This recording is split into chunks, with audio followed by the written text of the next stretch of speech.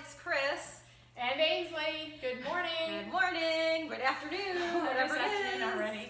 12:30 Wednesday afternoon. Welcome to our In the Kitchen workout. Yep, we're going to do minimal equipment needed, and we'll kind of guide you through a few exercises. It's not a very long video, but it's a very full body workout. Quick, full body. Okay, so we figure you're going to be spending a lot of time in the kitchen over the next few days, possibly a few weeks, and we want to show you a few things that you can do while you're cooking up a storm in the kitchen. It's really easy. Like Kris said, very little equipment. The first segment, actually, we're not going to use any equipment at all and show you how you can use your own body weight. So let's start with our legs, Kris. Okay, so we're going to start off with just some basic squats. You can do them with just in the middle of your kitchen. You can just do them. Okay, so if you just wanted to even just do a squat. If you wanted to keep yourself a little bit more accountable, you can use a chair. You can turn your chair to the side and just tap it up. So that will give you another option there. So remember, when you're doing your squats, you want to make sure your feet are about shoulder distance apart. Your tailbone goes back. Easy tap to the floor. You can even slow it down a little bit. You can go down 2 counts and up 2 counts. Tightening in through the glutes as you come up. And then maybe you just hover over the chair and you hold that for 10, 9, 8, 7, 6, 5, burning 4, 3, 2. Give me 8 more, please, Kris. All the way up and down. Full range of motion. Let your workout go. 8 more. 8, 7. That's it. Nice full squats. If you need to sit down and take a break at any time, you can always do that. Last one. Very nice. Perfect. All right, time to get into the upper body. How about some nice, easy push-ups? So your sink, you're waiting for maybe something to boil on the stove, and you're just going to take your feet again back, shoulder distance apart, hands a little bit wider than that. Nice, easy, down and up. We're going to go ahead and do 15.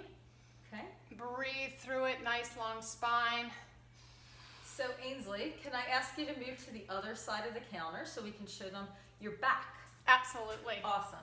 Okay, so what we're going to do, make sure when you go down, you don't have your butt like a hump, like a camel. Yes.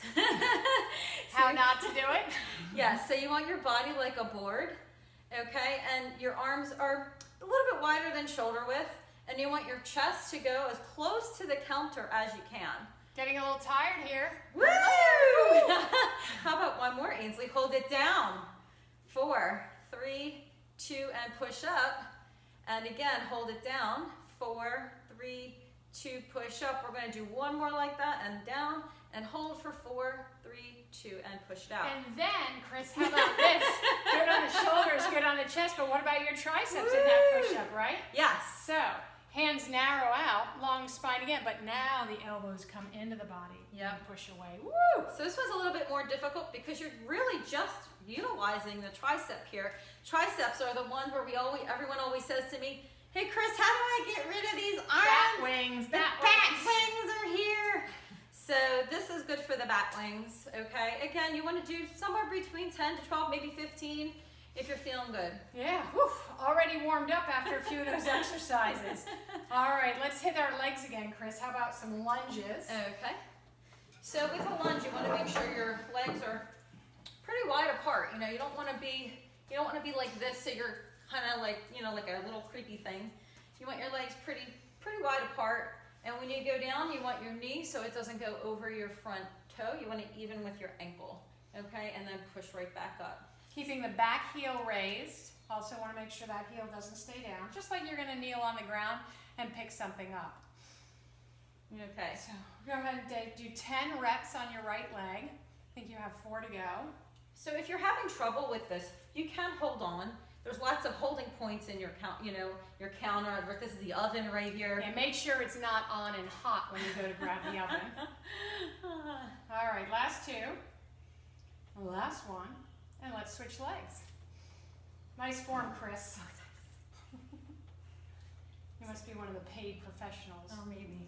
Paid? Yeah, paid, I guess. Body's upright, shoulders relaxed. Nice, easy, single tempo, 1 down, 1 up. And again, you can always play with the tempos on this. You can slow it down. You can take it down and hold. You can pulse it. So lots of different variations for you. Okay. And when when you go down, just make sure both knees are bending. You don't want that back knee to be straight when you're doing it. Make sure both knees are bent when you're doing that. Soft knees so you're not getting any issues with your knees. All right, back into the upper body. So we have chosen, I think, some rows for this. Again, you can stand at the counter. You can not have anything in your hand at all, or maybe you grab a soup can or a bean can.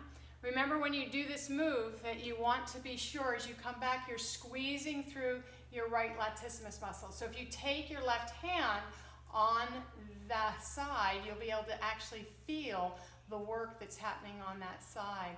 We're just going to go ahead and do about 2 more, 10 on each side, and then switch. So again, nice easy row, nice steady tempo. You notice that I'm bent at the knees and I've hinged at the waist. So I've got a nice long spine again, stomach's pulled in and up. And just make sure with this that you do hold on to something, whether it's your knees or the counter. You don't want to leave your back vulnerable for this. So exactly. So just make sure you grab onto something. This is for your back. If So you don't know what a latissimus dorsi is, ooh, it's your back. All right, last one there. And then the other easy back exercise you can do are just easy back flies, or for posture, palms are out in front. You're going to open wide and just squeeze through your back. My knees are soft. Just standing up nice and tall, you'll be able to see the back come together, just like you're cracking a nut between your you want to squeeze your shoulder blades right in here. Okay? Just nice, easy. Maybe you can do it just reaching your arms long. You can also bend your elbows and just squeeze through the back here, relaxing through the shoulders. So again, 10 or 15 reps through your back. And then you just go ahead and relax. And now I think we're going to do a little bit of cardio in the kitchen. Jumping jacks. Okay, so we're going to do jumping jacks in the kitchen. Woo! Okay, jumping jacks in the kitchen. Let's go, jumping jacks in the kitchen. So, you know, a jumping jack, you can do a half jack, which is just one leg out to the side and both arms up. You can bend your knees and do them. Okay? Don't hit your fingers on the stove. Yes, don't whack your hands anywhere or trip over dogs or cats. Okay. From there, you can do them together. You can do them slow. Make sure you bend your knees if you're doing them nice and slow. Okay. And you can do them fast. Do, do, do, do, do, do, do. All right, 1 minute of jacks, Kris. They're all yours.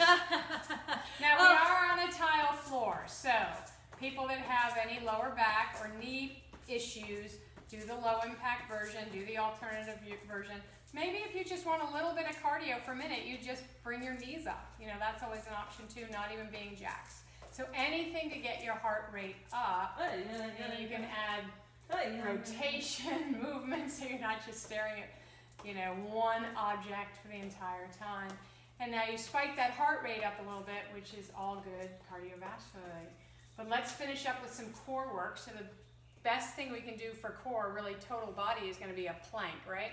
So we can do planks also on the kitchen counter, right? Yes. We can do different levels of planks. So you can do a high plank, which is basically what our push-up position is. You can go ahead and grab your kitchen towel, maybe place your forearms down here and do a plank. You can come down onto the chair that you might have had in your kitchen and go ahead and lower it down a little bit.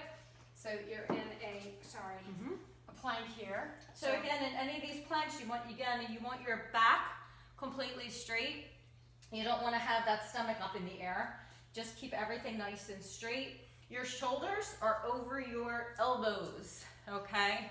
Shoulders over the elbows. Because I think I was out of camera angle. Yep. You know, we're fitness people, not oh no, we're superstars. We know that. So yeah, so make sure your core is tight, your back's nice and straight, everything's nice and tight. You even have maybe your butt tightens up, okay? And then maybe we turn it to a side plank. You can turn it to a side if you're feeling fancy. Maybe we drop our hip down and up. All these options. Don't try this at home if you haven't ever done it before, right? Yeah. So make sure that you're mindful of what your limitations might be. Yep. Maybe you tap a foot in. Yep. Tap a foot out. Yep. All different options. All different options. Just make sure you breathe. Just make sure you breathe with that too. You don't want to hold your breath. Okay. Just make sure you're breathing. Okay, guys. So there you have it. A quick little workout in the kitchen. We went through with some instruction for you, but remember what you can do. You can do this entire routine 3 times, maybe reps of 10, 12, or 15, and you're gonna get a really quick, good workout in while you're waiting for that delicious meal to be prepared. Thanks, guys. Have a great day, and hopefully we'll see y'all soon. See you soon. Stay safe, stay healthy.